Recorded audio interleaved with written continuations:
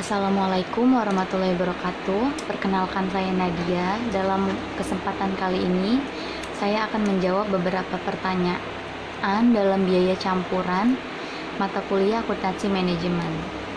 Yang pertama, mengapa biaya campuran menimbulkan masalah sewaktu dilakukan pengklasifikasian biaya dalam kategori tetap dan variabel?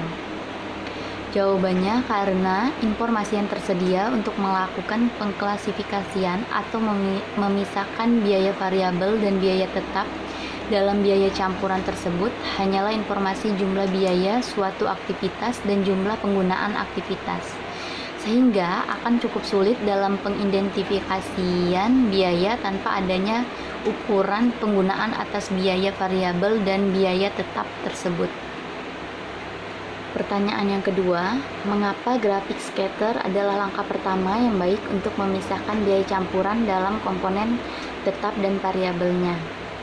Karena dengan menggunakan grafik scatter, beberapa titik yang terlihat cocok dalam pola umum perilaku biaya akan terlihat, sehingga akan mempermudah untuk pemisahan biaya tetap dan variabel.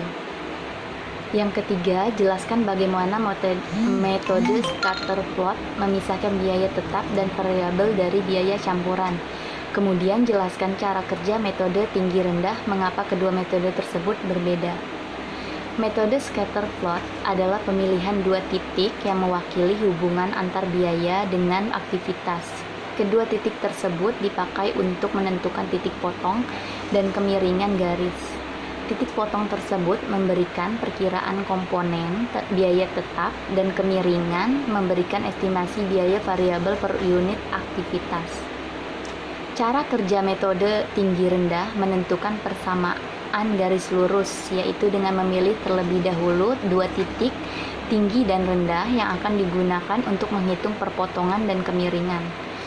Kedua metode tersebut berbeda karena metode rendah ditentukan oleh jumlah tinggi dan rendah dari variabel bebas.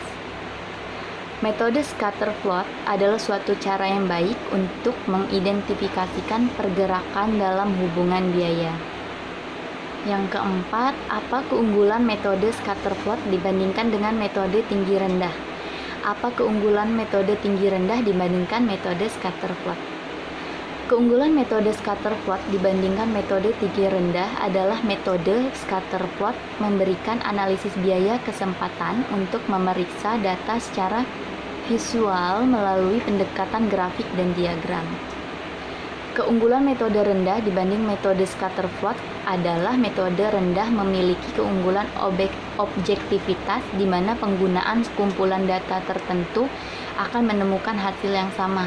Selain itu, perhitungan metode ini juga paling praktis.